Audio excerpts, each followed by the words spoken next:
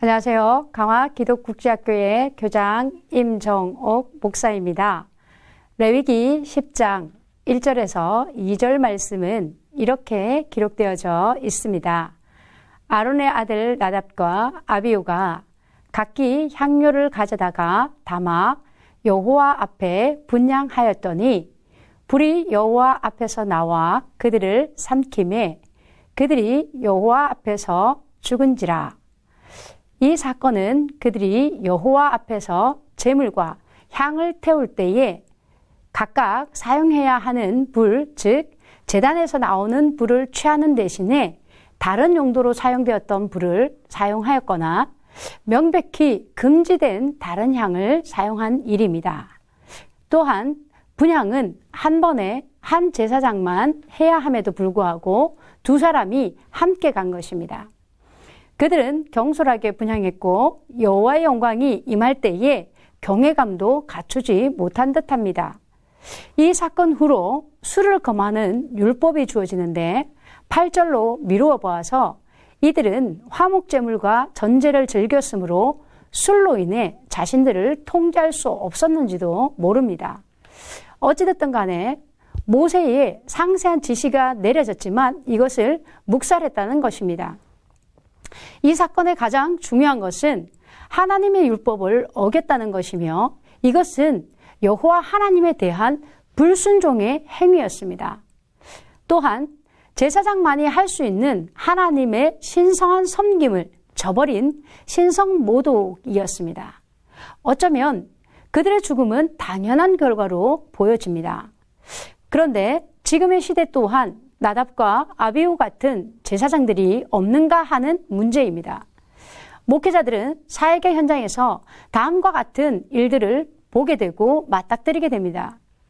중직자들이 교회를 분열시키고 파당을 만들고 불법을 사용해서 회의를 통과시키고 결국 목회자를 쫓아내는 일들과 심지어 목사님의 멱살을 잡고 강단에서 끌어내리며 심지어는 성추행범과 돈을 갈취한 사람으로 고발하기도 합니다. 또 어떤 교회는 목회자의 퇴진을 요구하며 주일 예배를 회방하기도 합니다. 목회자의 자격이 없음을 알리려고 사생활을 폭로하거나 다른 목회자를 동원해 교회를 강제로 점령하기도 합니다. 이런 시대에서 목회자들은 목양에 대한 소망이 없어졌다라고 말하기도 합니다. 이런 일을 겪을 때 목회자들은 당연히 고민에 빠지게 됩니다. 40년간 목회하시고 은퇴하신 여선배 목사님이 계십니다. 그분은 당시 불합리한 여성 안수 제도로 인해 결혼도 하지 못하고 교회를 개척하고 성장시키고 암이란 병을 얻고도 지금까지 달려왔다라고 말합니다. 여성의 몸으로 무거운 벽돌을 직접 져서 나르고 구두닦기를 해서 모은 돈으로 교회를 세우고 오랜 기간 교회 건축 헌금을 모아서 교회를 마침내 건축해 내셨습니다. 40년간 목회를 하셨고 나름대로 유명한 대학도 나왔지만 노후 자금도 없고 돌봐줄 자녀들도 없지만 하나님께 너무 감사해서 은퇴 직전에 성전 재건축을 지교회가 더 부흥하기 원하는 마음으로 그 지교회를 재건축했던 것을 봅니다.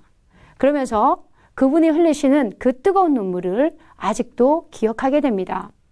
세상이 변하고 시대가 변해도 변하지 말아야 할 것이 있습니다.